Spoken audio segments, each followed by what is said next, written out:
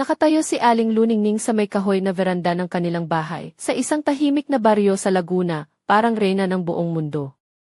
Wala siyang suot na sapatos, pakiramdam mo'y siya ang may-ari ng lahat ng nangyayari sa paligid. Ang puting lumang blouse na suot niya ay tila may halong amoy ng tag-init noong nakaraang taon, amoy damo, usok mula sa paliguan sa likod ng bahay, at ang kanyang sariling balat na pinatigas ng araw at panahon. Hindi siya nagtatago o nagpapanggap. Nakatayo siya ng bahagyang nakahiwalay ang mga paa, may matapang na tingin na kung sa Maynila ay tila palaban, pero dito sa probinsya ay karaniwan lang. Ang buhok niya ay nakatipon sa isang maluwag na bon na parang pinabayaan, may ilang hibla na nakalabas na parang sinasabi, "Ako ito ang buhay ko." Ang balat niya ay kayumanggi, mainit, walang makeup buhay. Sa mga pisngi niya ay may bahagyang kulay rosas, hindi dahil sa init kundi dahil sa walang tigil na galaw ng buhay, pagtatanim sa bakuran, pag-aalaga sa baka ng kapitbahay, at pagligo sa paliguan. Hindi siya isang karakter sa pelikula o isang imahe sa Instagram, siya ay tunay, totoo, at may kakaibang enerhiya na nagmumula sa isang babaeng hindi na kailangang patunayan ang sarili.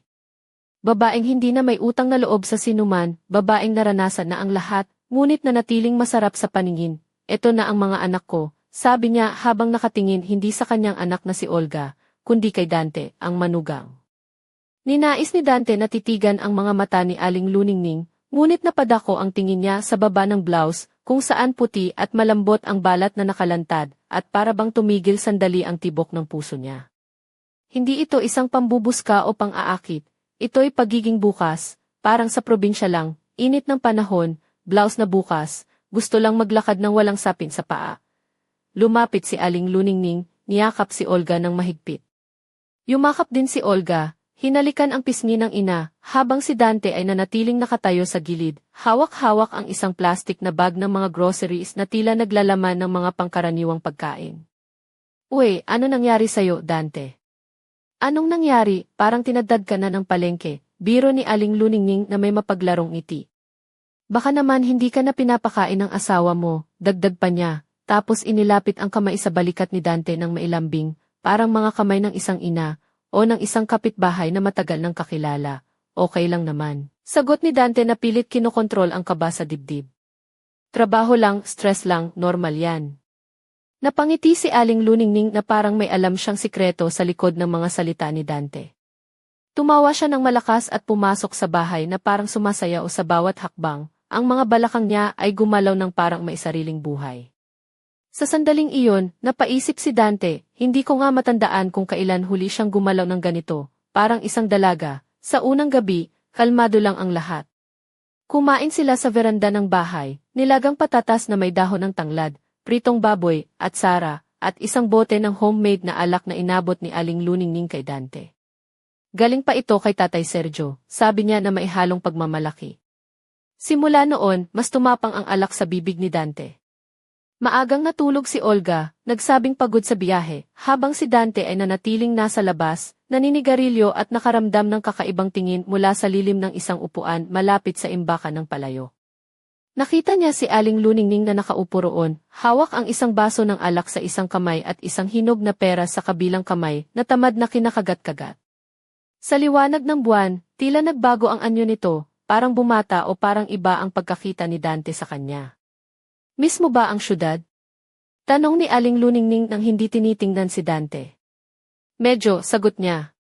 "Pero ang katahimikan dito, parang mabigat, parang hindi ka makagalaw," dagdag pa niya. "Diyan sa Maynila, ang ingay ang nagpapabata sa'yo. Dito, lahat ng nararamdaman mo, lumalabas." Tumingala siya, at doon nagsimula ang kakaibang sandali, walang mga lihim, walang mga palusot, puro katotohanan. "Ang alam ko, hindi komportable sa'yo ang mga ganito," sabi ni Aling Luningning habang nakayuko. "Ikaw, nanay ng asawa ko, at ako, ang asawa ng anak mo. Alam natin ang ating mga sarili." Tumahimik ang gabi.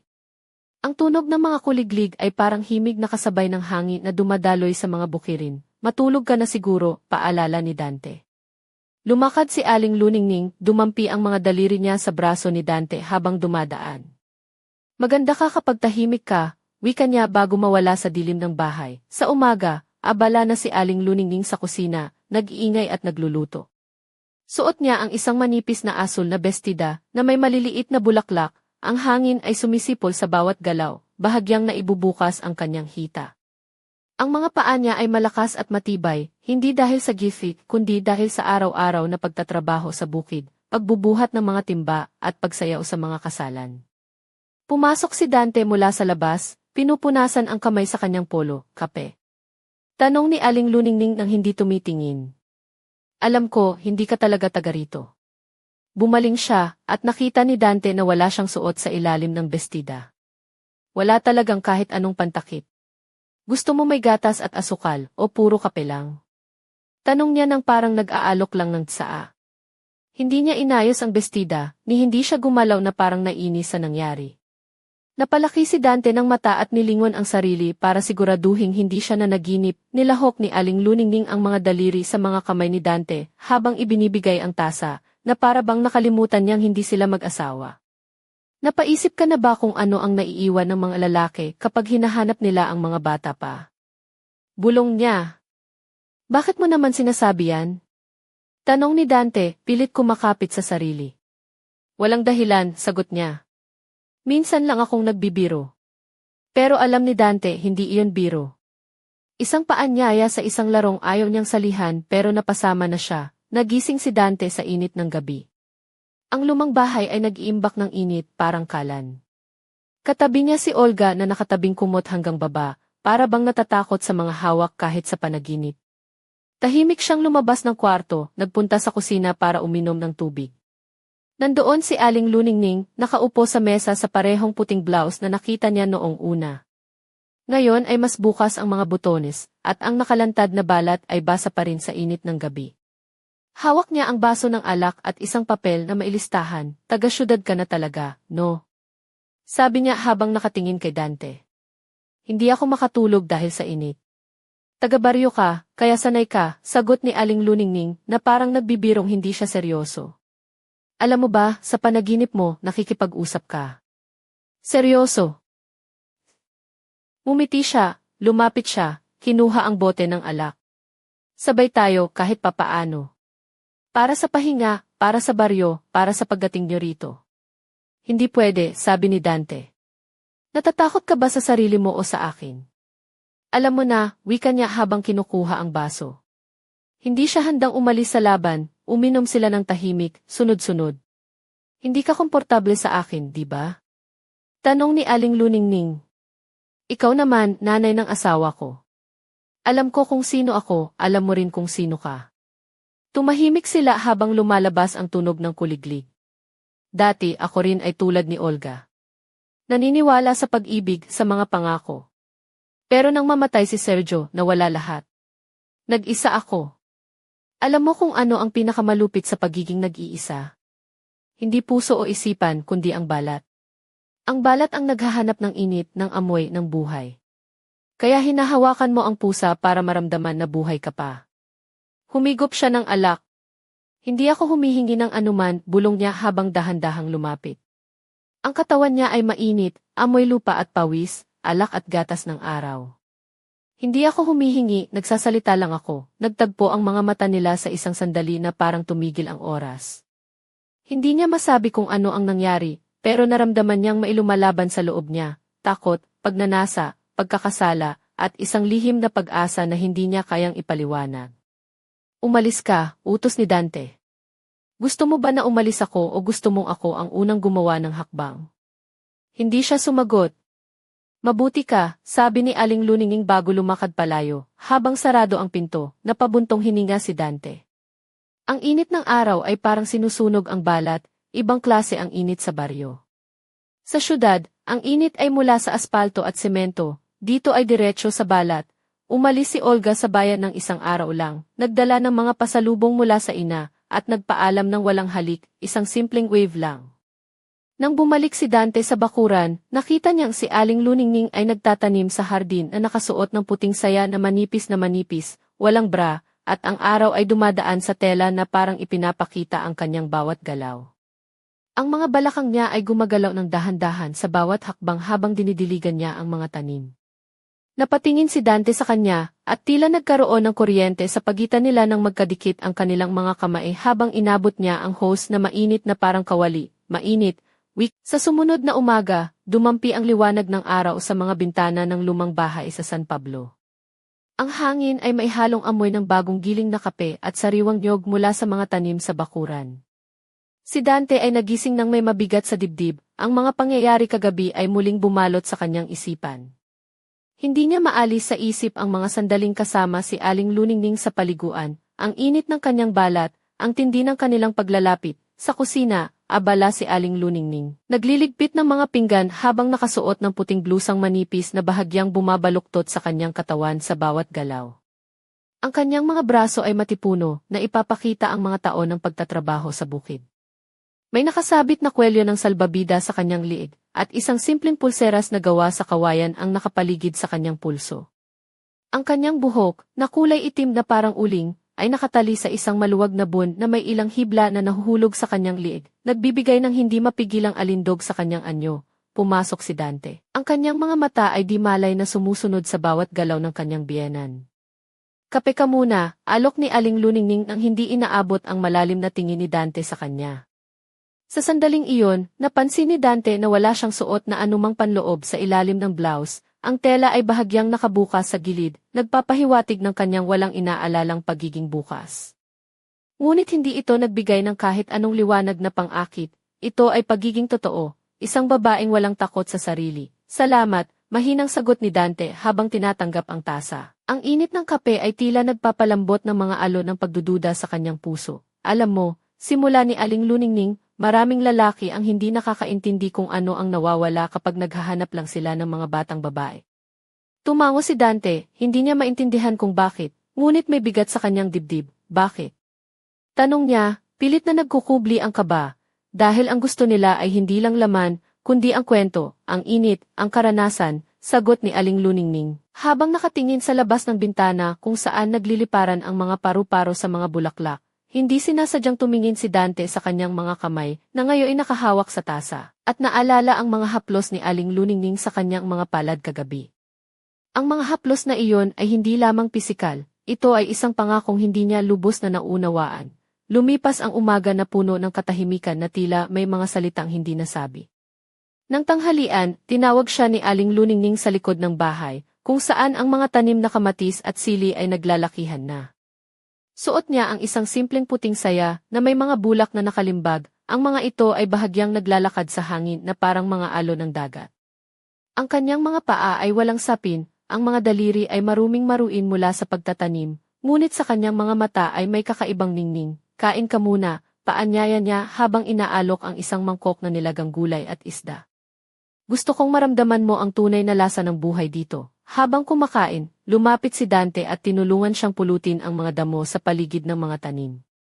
Ang init ng araw ay nagpapawis sa kanilang mga balat, ang alikabok ay pumupuno sa hangin, ngunit ang kanilang mga puso ay tila may sariling ritmo, marahan at maingat. Alam mo, wika ni Aling Luningning, ang buhay sa baryo ay hindi laging madali. Pero dito, natututo kang maging matatag, hindi dahil gusto mo, kundi dahil kailangan mo. Napangiti si Dante. Parang ikaw, tumawa si Aling Luningning, isang tawa na may halong lakas at lambing. Baka nga. Pero hindi lahat ay tulad ko.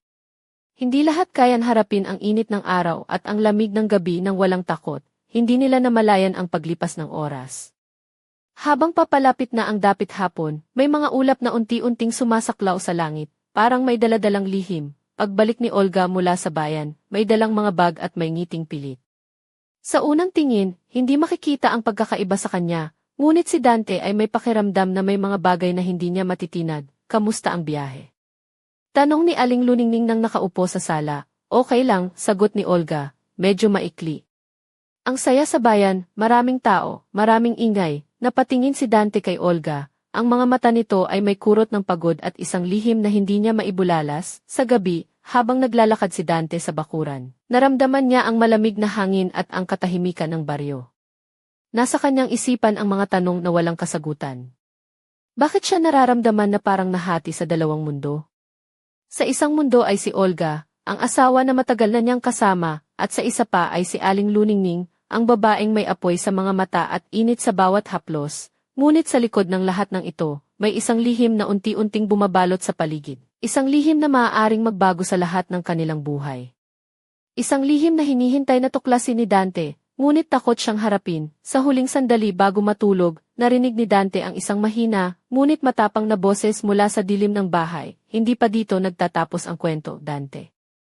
May mga bagay pa tayong kailangang harapin at hindi lahat ay handa, at ang buwan ay nagliwanag, tila nagbabantay sa mga lihim ng baryo, sa mga pusong naghahanap ng katotohanan.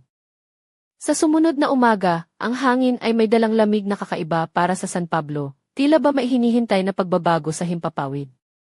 Si Dante ay nagising ng maaga, ang mga alaala ng gabing nakaraan ay naglalaro sa kanyang isipan, ang init ng katawan ni Aling Luningning, ang kanyang mabagal ngunit matatag na mga kilos, at ang mga bulong na bumalot sa kanila na parang isang lihim na sadyang itinago ng panahon. Habang naglalakad siya palabas ng kwarto, napadaan siya sa kusina kung saan abala si Aling Luningning. Suot niya ang isang maluwag na barong Tagalog na gawa sa pinong tela, kulay puti na nagpapakita ng kanyang matipuno at kayumangging balat. Ang mga manggas ay bahagyang naka-roll up, na nagpapakita ng malalakas niyang mga braso na hango sa mga taon ng pagsasaka at pag-aalaga sa bukid.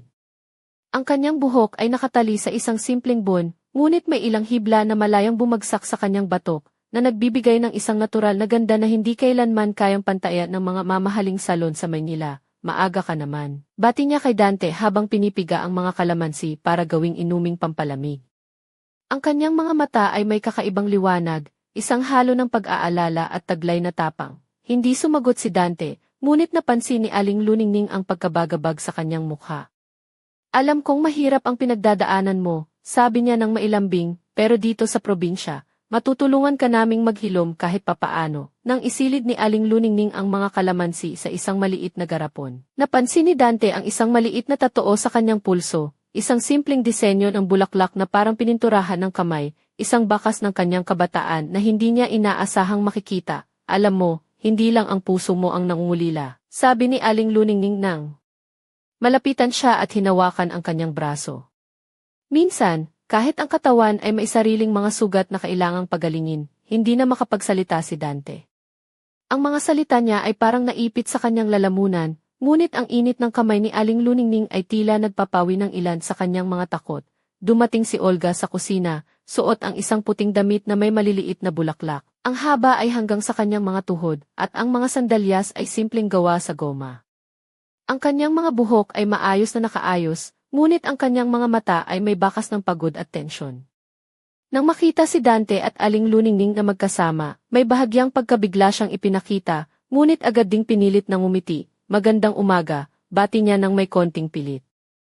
Nagpaplano akong pumunta sa bayan mamaya, baka gusto mong sumama, Dante, tumango si Dante, ngunit ang kanyang puso ay tila nahati sa pagitan ng dalawang babae, ang asawa na kanyang pinili noon, at ang biyenang nagdala ng bagong init at sigla sa kanyang buhay. Habang nag-aayos si Olga ng mga gamit sa mesa, napansin ni Dante na may mga lihim na pagtingin na ipinagpapalit sila ng kanyang mga mata ni Aling Luningning. Parang may mga salitang hindi nasasabi, mga pangakong hindi pa handang harapin. Lumipas ang araw na puno ng mga tahimik na sandali. Sa gabi, habang naglalakad si Dante papunta sa paliguan, naramdaman niya ang malamig na simoy ng hangin na maihalong amoy ng niyog at kahoy na nasusunog. Ang mga bintana ng bahay ay nakabukas, at mula sa loob ay may mga mahihinang tunog ng pag-uusap at pagtawa. Pagpasok niya sa paliguan, nakita niya si Aling Luningning na nakaupo sa ilalim ng singaw. Ang kanyang katawan ay nakabalot sa isang manipis na kumot. Ang mga mata niya ay nakatingin sa malayo, tila nag-iisip ng malalim. Dante, tawag niya nang may pag-aanyaya sa boses. Lumapit si Dante at umupo sa tabi niya. Alam mo ba, simula ni Aling Luningning, may isang lihim dito sa baryo na matagal nang nakatago.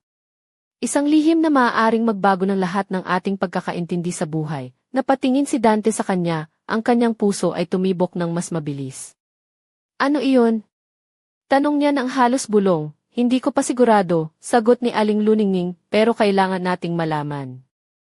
At kailangan nating maghanda, maya-maya, may narinig silang mga yabag mula sa labas. Isang anino ang sumilip sa pinto ng paliguan, isang matandang lalaki na si Mang Ramon, ang katulong sa bukid na kilala sa pagiging tahimik, ngunit matalino. Pasensya na po sa istorbo, sabi ni Mang Ramon, pero may mga bagay po akong kailangang sabihin sa inyo. Mga bagay na hindi basta-basta na ipapasa sa mga salita, si Dante at Aling Luningning ay nagkapit-bisig, handang harapin ang mga bagong hamon na unti-unting sumusulpot sa kanilang tahimik na buhay sa baryo, sa likod ng mga bituin. Sa ilalim ng malamlam na buwan, ang kwento nila ay patuloy na umiikot, puno ng lihim at pag-asa, handang tuklasin ang mga sikreto ng San Pablo, isang baryo kung saan ang bawat tao ay may dalang kwento, at ang bawat kwento ay may dalang misteryo. At sa kanilang mga puso, isang tanong ang patuloy na bumabagabag, hanggang saan ang kanilang kakayahang harapin ang katotohanan, at anong magiging kapalit ng kanilang mga desisyon. Sa dulo ng gabi, isang mahiwagang hangin ang dumaan. Dala ang mga bulong ng nakaraan at ang pangako ng bukas na hindi pa nila alam. Dito nagsisimula ang bagong yugto, isang laro ng damdamin, lihim, at tadhana na kailangang lutasin.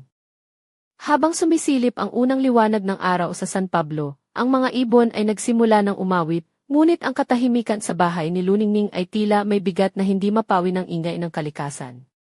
Si Dante ay hindi pa rin makatulog ng maaga.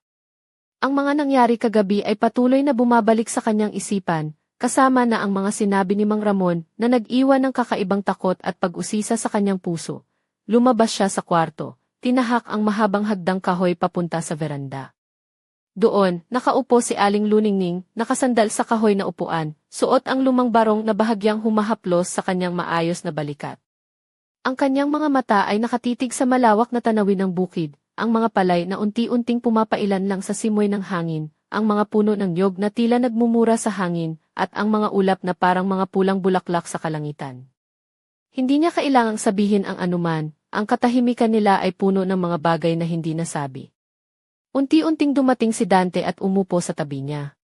Hindi ko alam kung paano namin haharapin to, bulong niya, pero hindi ako pwedeng umalis. Ngumiti si Aling Luningning, ang kanyang mga labi ay bahagyang nangungusap ng tapang at pangako. Hindi tayo nag-iisa dito, Dante. May mga tao sa baryo na handang tumulong, kahit na hindi nila alam kung ano ang haharapin nila. Lumabas si Olga mula sa loob ng bahay, dala ang isang lumang kahon na puno ng mga lumang litrato at sulat. Nakita ko ito sa atik, sabi niya habang inilalapag ang kahon sa mesa. Mukhang mga alaala ng pamilya ni Luningning.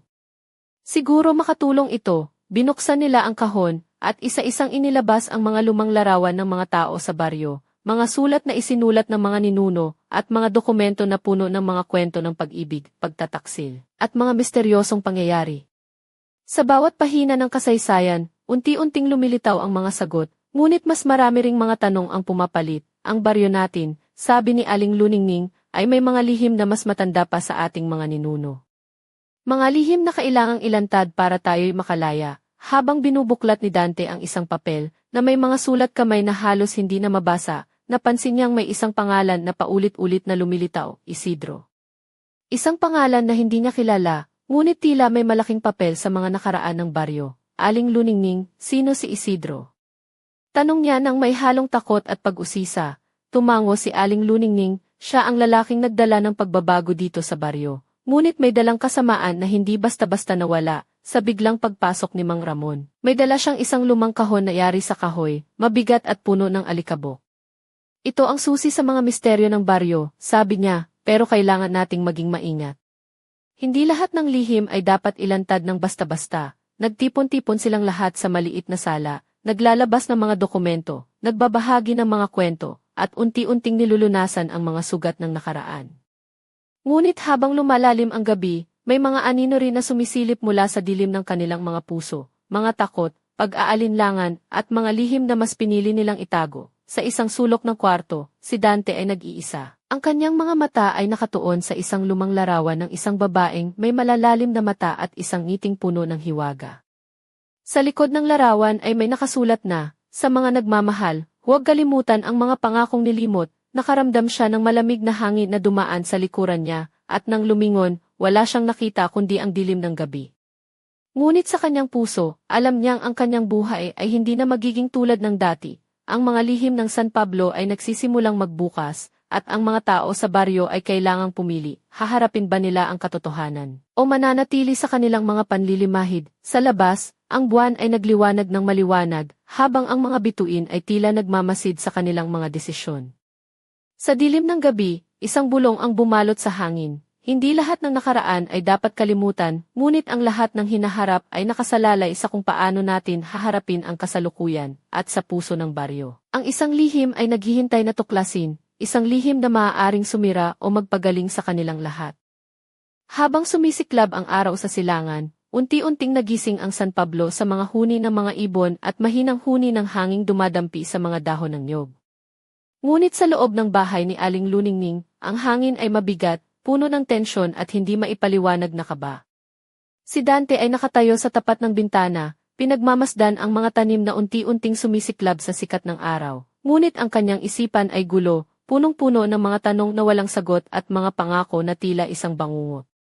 Si Olga ay nasa kusina, tahimik na nag-aayos ng mga gamit, ngunit ang kanyang mga mata ay palihim na nakatingin kay Dante, naghahanap ng mga sagot sa kanyang mga lihim na hindi niya sinasabi.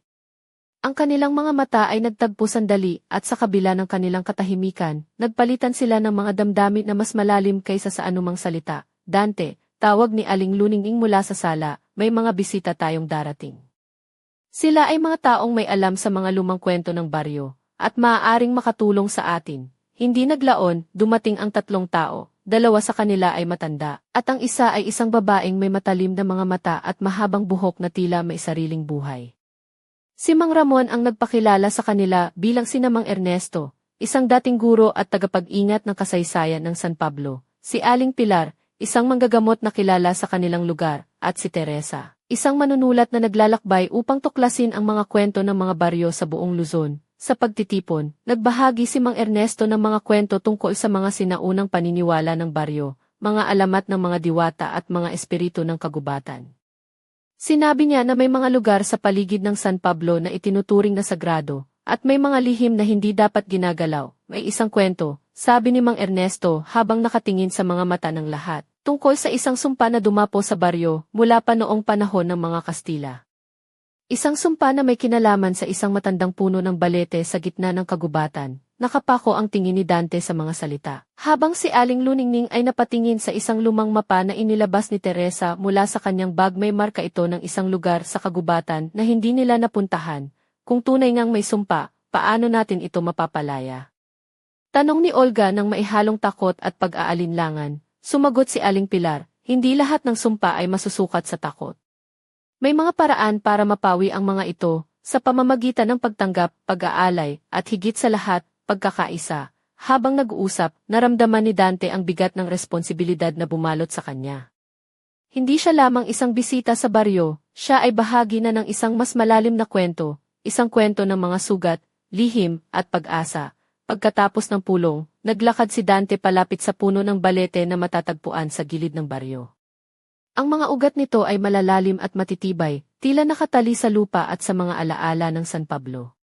Sa ilalim ng lilim ng puno, naramdaman niya ang isang malamig na simoy na tila bumubulong sa kanya ng mga salitang hindi niya maintindihan. Dante, bulong ng hangin, ang tunay na pagsubok ay hindi ang pagharap sa sumpa, kundi ang pagharap sa sarili. Sa pag-uwi, napansin niya si Aling Luningning na nakatitig sa kanya, may ngiting maihalong lungkot at tapang. Handa ka na ba? Tanong niya. Hindi sumagot si Dante, ngunit ang kanyang mga mata ay nagsalita ng isang pangakong haharapin niya ang lahat, kahit ano paman ang kahihinatnan, sa likod ng mga ulap at ilalim ng malamlam na buwan. Ang kwento ng San Pablo ay patuloy na umiikot, puno ng mga lihim na kailangang tuklasin. Ang bawat hakbang ay isang paglalakbay, at ang bawat paglalakbay ay isang pagsubok sa tapang at puso. Ngunit sa kabila ng lahat, may isang tanong na patuloy na bumabagabag sa kanilang isipan. Sino ba talaga sila sa likod ng mga maskara at kwento? At hanggang kailan nila haharapin ang mga anino ng nakaraan bago tuluyang sumikat ang liwanag ng bukas? At sa mga anino ng gabi, isang lihim ang nagbubukas, isang lihim na magpapabago sa lahat, isang lihim na may kapangyarihang magligtas o sumira sa kanilang mundo.